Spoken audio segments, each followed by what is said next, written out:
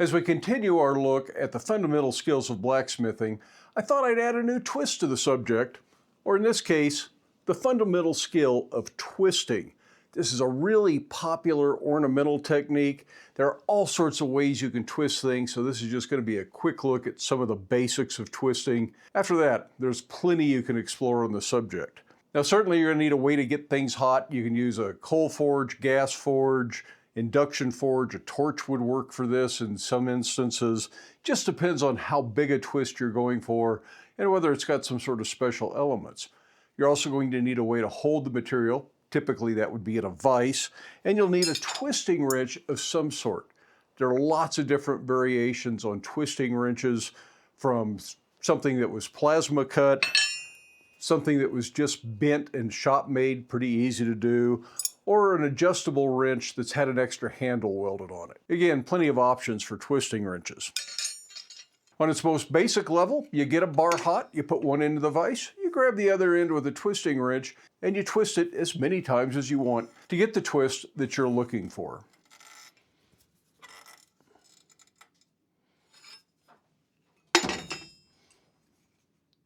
Now, if you're lucky, your twist came out straight. That's not bad. A gentle squeeze in the vise on the corners will help considerably to straighten that. And the reason you do that on the corners is because the diameter of the twist is now equal to the corner measurement, not to the flat measurement that you originally started with. Now, in twisting, your heat needs to be even. You'll notice there's a big transition there. If I start at the end of the bar, you see how much faster the twist is progressing at the hot end than it is at the cool end. So how do you deal with that if you're having trouble getting a good even heat? Well, one way is to pour water on the part that's twisting too fast. This may have cooled off too much, but we'll give it a try. Yeah, it's still got some heat, and that helps considerably. The other way you can do that is to heat it with a torch. You'll notice that now this has gone pretty quick, and I've got a weird spot right there. So heating that spot with a torch would help tremendously. I don't have an oxy-fuel torch in this shop, and I seriously doubt this little propane torch will get it hot enough, but let's find out. This is 3/8 square bar, by the way.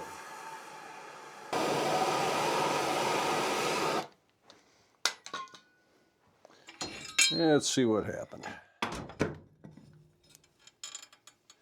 Yep, look at that, that's hot enough. Yep, gone a little too far. Back twisting isn't always very reliable. Now, another way to straighten a crooked twist is with a rawhide or leather mallet on a wooden stump. You can also use a lead hammer if you're working cold. I would not strike red hot metal with a lead hammer. Good way to splatter molten lead around the shop. Now, the idea of doing it over wood with a rawhide mallet is so that you're not deforming the edges of your twist. I like the crisp corners on there, and if I used a steel hammer, I'd end up making flat spots.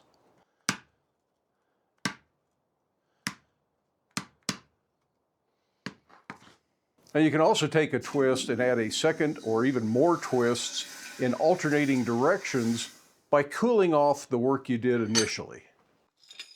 This allows you to twist in the opposite direction.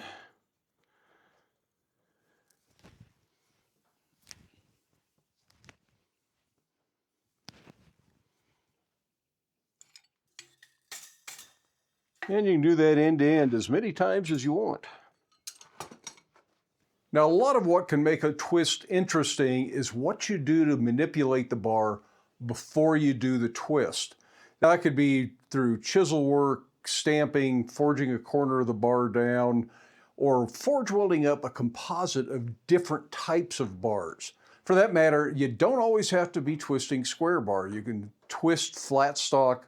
We've looked at twisting angle iron. But let's look at a simple chisel twist with a chisel line run down the middle of the bar and see how much more interest that can add to a bar.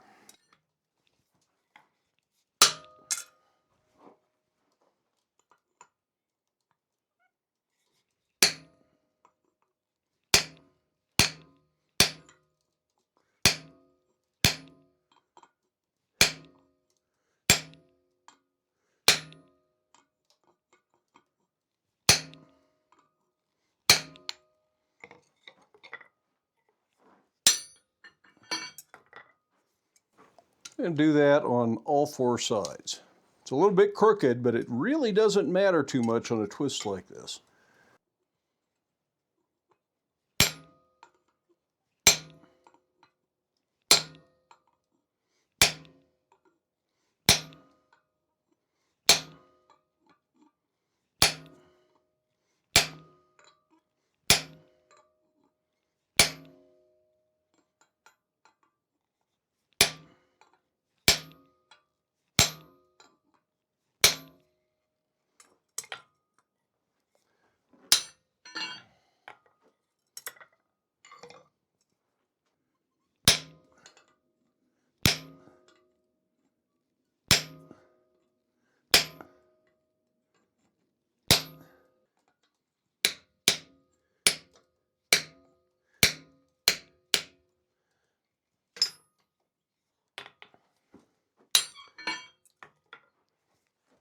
Now, of course, that chisel line would be straighter if you took the time to lay it out cold and put an initial chisel line in cold. A lot easier to get things straight that way.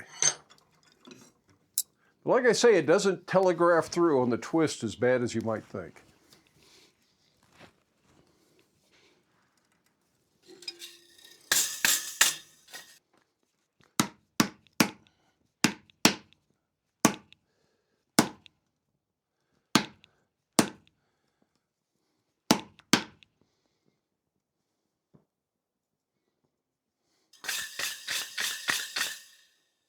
Now, personally, I think that makes a much more interesting twist than without the chisel line.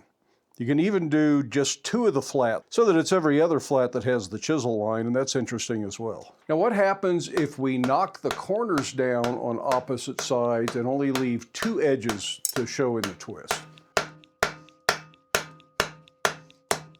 I'm going to round that up a little bit as well.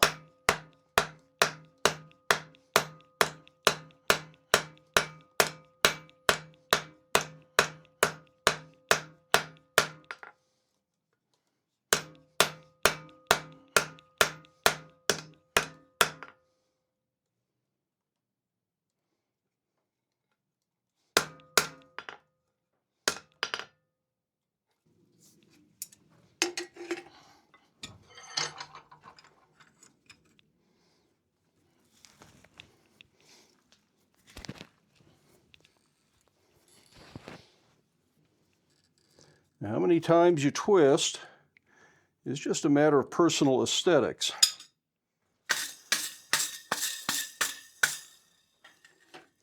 You can see how that leaves a ridge and kind of a textured area there. The flatter that is, the more dramatic the ridge might be. Now, that is just a quick look at the fundamental skill of twisting.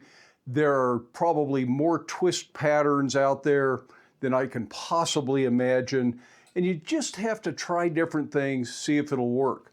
Over the years here at Black Bear Forge, we've looked at a lot of different twists built up of bars and forge welded, some of them forge welded, twisted, then forge welded into a bigger bundle, and twisted again. Lots of different things you can do with twists. I keep a bunch of little short twists like this hanging on the wall in my shop.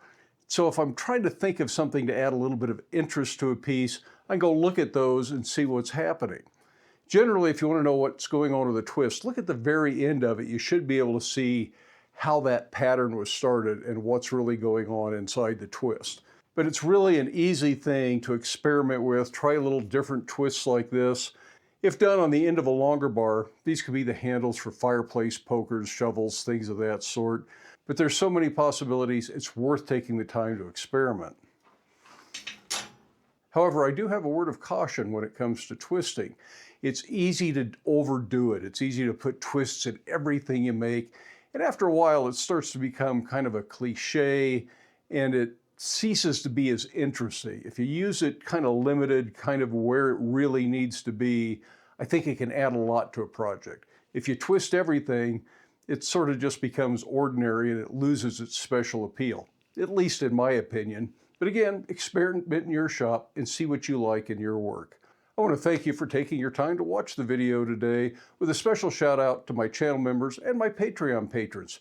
Channel members receive early access to the videos, while Patreon patrons at a certain level not only receive early access, but they receive the videos ad-free over on Patreon, as well as some occasional exclusive behind-the-scenes content.